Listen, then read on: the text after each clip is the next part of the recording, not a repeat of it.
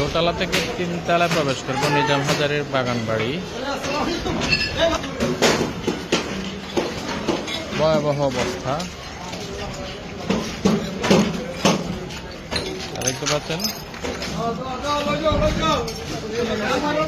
লুটপাট, ফ্যান খুলে নিয়ে যাচ্ছে, পাইপ খুলে নিয়ে যাচ্ছে।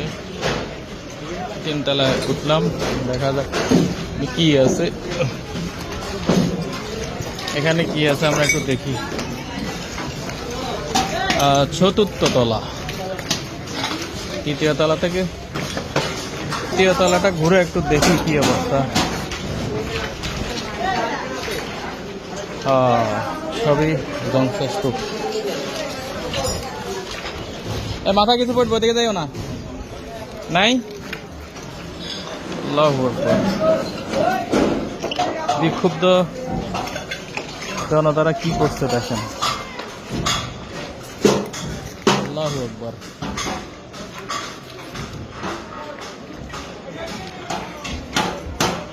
কিছুই নেই,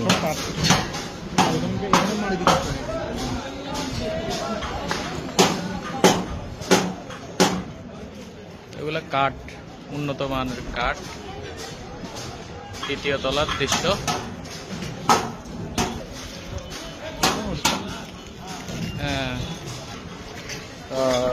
তৃতীয় তলার যে অবস্থা, এখনো আগুনের ধোঁয়ার গন্ধ। তৃতীয় তলার চিত্র, টাইলস ফ্লোর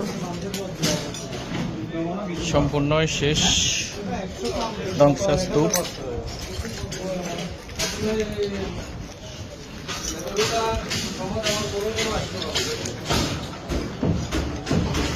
আল্লাহু আকবার, কি অবস্থা।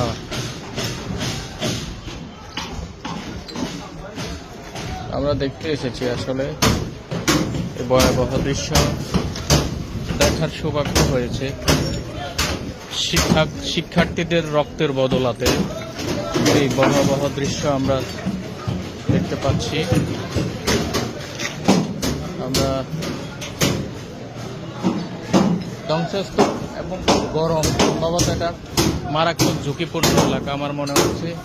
খুব গরম, ছাদটা, এখানে যাওয়া যাবে না আমার মনে হচ্ছে, খুব গরম লাগতেছে।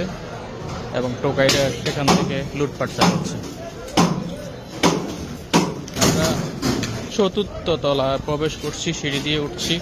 সিঁড়ির চিত্র এখন আর নাই, সবই ধ্বংসস্তূপে পরিণত হয়েছে।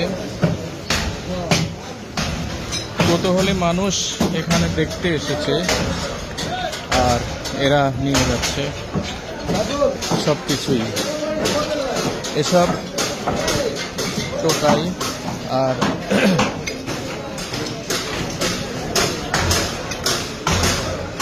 চতুর্থ তলা দৃশ্যটি আমরা দেখছি এখন।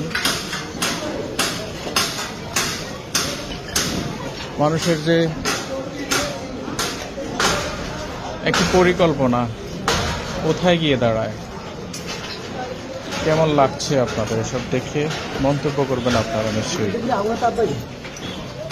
ভয়াবহ এখনো গরম, এখানে আগুনের নিবু নিবু করে আগুন এখনো জ্বলতেছে, ধোঁয়ার গন্ধ এখনো। আর সেখান থেকে খুব গরম, এখানে খুব গরম মনে হচ্ছে। এখানে এখনো আস্তে আস্তে আগুন জ্বলতেছে।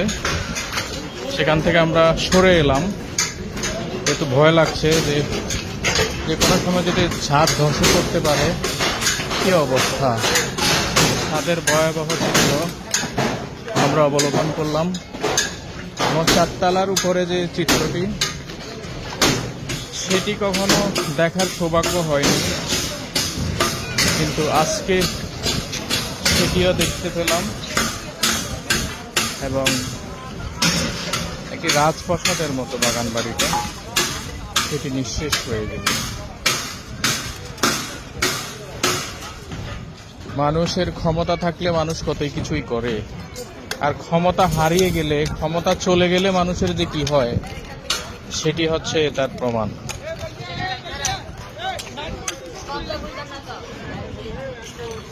এটি তৈরি করেছে, আমরা সেদিকে উঠবো। আমরা এই পথ দিয়ে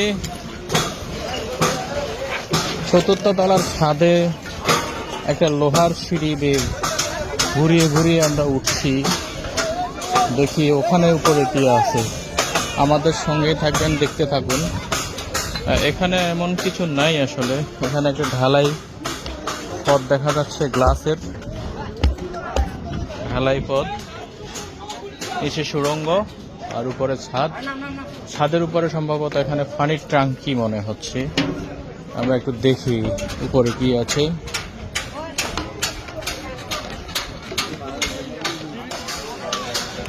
হ্যাঁ, অবশেষে 6 তলার উপরে উঠলাম।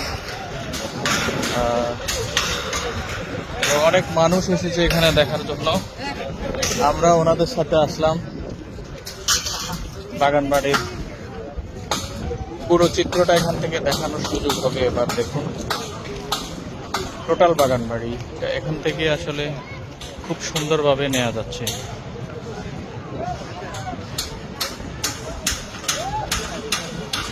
এখানকার মানুষরা জানিয়েছে যে